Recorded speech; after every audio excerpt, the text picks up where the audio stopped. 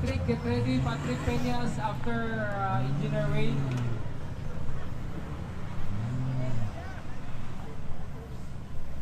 Ton, okay na ka, Ton? Ton, kisiranan mo. Wait. Ang sunod din mo, si Patrick Peñas. Okay, humula ka mag-break. So after Patrick Peñas and Titing Collie, Dulce Rolly and Ryan Estremos, break tayo for lunch. Okay, balik tayo na ha, mga around 1 p.m. For now, naabot tayo remaining runners.